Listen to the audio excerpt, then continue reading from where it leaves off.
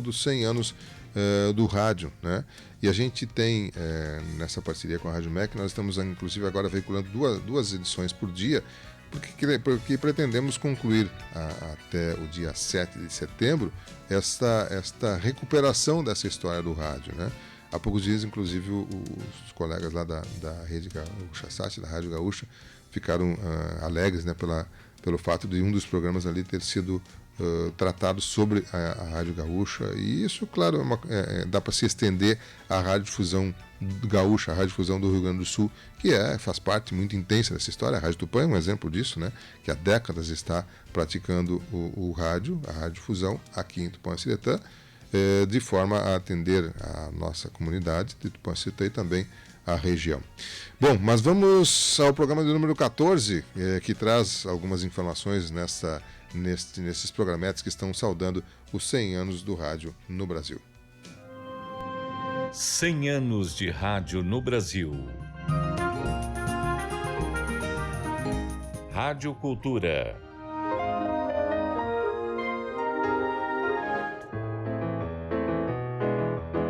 Uma brincadeira entre dois irmãos de uma família da elite paulistana está na origem da Rádio Sociedade e Cultura, a PRE4 de São Paulo. As primeiras transmissões ocorreram no início dos anos 1930, na garagem de sua casa, na rua Padre João Manuel, no bairro de Cerqueira César. Inicialmente, a emissora funcionava apenas para entretenimento dos irmãos Fontoura e de seus amigos. Antônio Adame, professor e pesquisador. PRE4, Rádio DKI, a voz do Juqueri. É uma rádio de 1933. Uma rádio muito querida pelos paulistanos, depois como Rádio Cultura, a voz do espaço. Também ousada, também artística, também criativa, mas entre 33 e 34, ela funciona de forma ilegal, a DKI.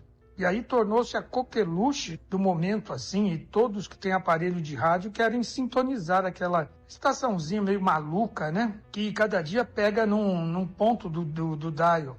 Quem fundou foi o Álvaro Macedo Júnior, Dirceu Fontoura, da família Fontoura, tradicional de São Paulo, Geraldo Macedo, Maurício Assunção e Ney Moreira, Inhototico e Olavo Fontoura. Primeiro eles queriam brincar um pouco com os aparelhos, de forma criativa. Depois eles se instalam num galpão do farmacêutico Cândido Fontoura, que é dono lá do Biotônico Fontoura. É a rádio dos sonhadores, né? Mas é a primeira a operar com muito sucesso e pode-se dizer que é a primeira rádio pirata do Brasil. Em São Paulo, com certeza. Depois de alguns problemas com a polícia, os Fontoura precisaram legalizar seu empreendimento. Vital Fernandes da Silva, o Inhototico, foi um dos principais artistas desta fase inicial da Rádio Cultura. Ele foi o primeiro humorista do rádio brasileiro a contar com patrocinadores para seus programas.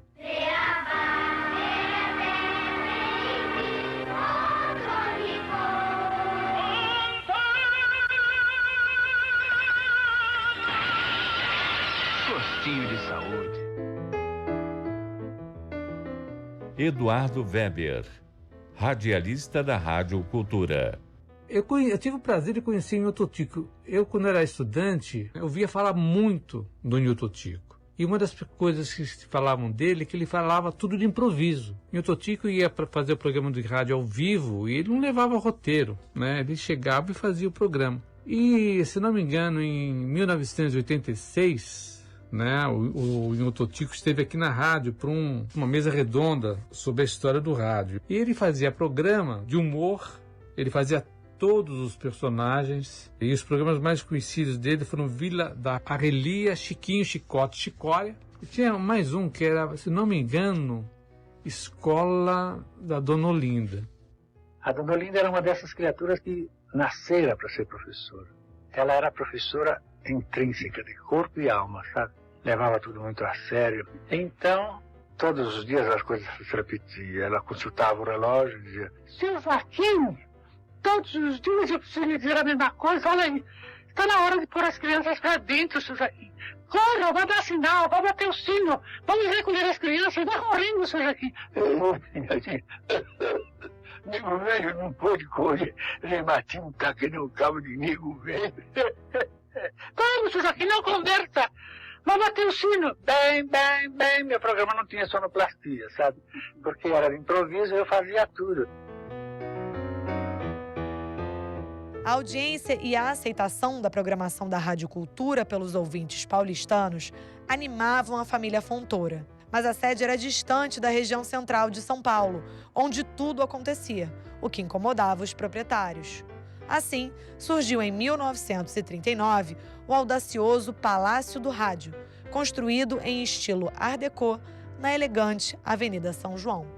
Inspirado nos teatros das rádios norte-americanas, o Palácio do Rádio foi pensado para oferecer ótima estrutura e máximo conforto para seus espectadores, funcionários e, é claro, para as estrelas do rádio. Seu moderno auditório contava com uma sofisticada iluminação indireta, poltronas grandes e confortáveis, sistema de ar-condicionado e palco projetado para espetáculos radiofônicos de qualquer porte. A discoteca da emissora possuía, então, mais de 5.000 discos. Eduardo Weber. Nessa época, existia, se não me engano, o Palácio do Rádio na Avenida São João, que era um prédio da Rádio Cultura, que tinha um grande auditório lá, e gente que se apresentou. Luiz Gonzaga se apresentou naquele auditório. Inclusive, teve que se apresentar na sacada, porque não coube todo mundo no auditório, ali da Rádio Cultura na São João. E o prédio, se vocês procurarem, o prédio ele tem um formato de um rádio antigo, daquele rádio capelinha, né? A fachada do prédio lembrava um rádio dos anos 50.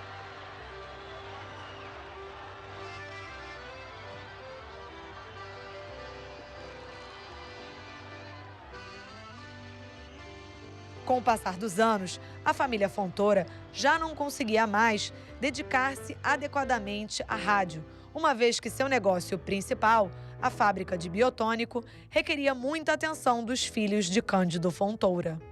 Ela foi, então, vendida, inicialmente para Paulo Machado de Carvalho, proprietário da Rádio Record, e, em seguida, para as organizações Vitor Costa.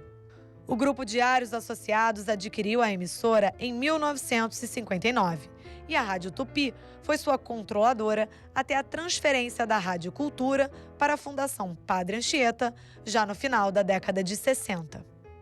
Eduardo Weber. O que veio dessa transição? O que veio foi alguns profissionais, tanto da locução como da técnica, que era o Zé Rodrigues, que acabou sendo chefe dos operadores, Pompeu Lopes, que era um técnico de externa, o Cícero Nunes, que era um sonoplasta, e eles vieram da Tupi. E também uma parte do acervo de discos. Então, se você entrar aqui na discoteca da Fundação Padre Anchieta, os primeiros LPs tem o carimbo da Tupi. Na verdade, do carimbo da difusora. Tinha que se ver aqui, sei lá, 500, 600 LPs, e o pessoal que fazia a programação musical tendo esse material. Nos anos 70, aí a Rádio Cultura mudou mesmo a programação, e ela fez parte de um modelo educacional por meio da TV, pelo meio do rádio. Foi nessa época que foi lançado o Projeto Minerva, foi lançado o Telecurso, foi lançado o Curso de Madureza. Então, a Rádio Cultura, durante esse período dos anos 70, até o início dos anos 80, falando 81, 82, fez muita produção de programa educativo. Na rádio também tinha programas musicais, tinha programa de rock, tinha ópera na Rádio Cultura AM. Inclusive tendo programa de músicas estrangeiras. Então tinha programa que vinha da Alemanha para ensinar alemão, tinha programa de ginástica. E sem contar com alguns profissionais que eram muito especializados, né? O Sérgio Viotti era um cara especializado, chegou a fazer coisas aqui. O Fausto Canova, que era um especializado em jazz, fazia coisas aqui. E muita música. Por você eu voltei a ser criança outra vez. Em 1992, os estúdios da emissora passaram a funcionar no bairro da Água Branca, onde estão até hoje. A Rádio Cultura continua sendo uma das poucas emissoras do país que aposta em formatos experimentais e na formação do cidadão como pilares de sua programação. Rádio Cultura FM de São Paulo, 103,3 MHz. Música para a sua vida. Rádio Cultura Brasil. Brasil, o tempo todo. –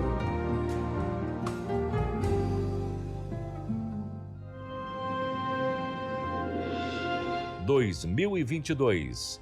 100 anos de rádio no Brasil. Uma produção Rádio MEC, com o apoio desta emissora.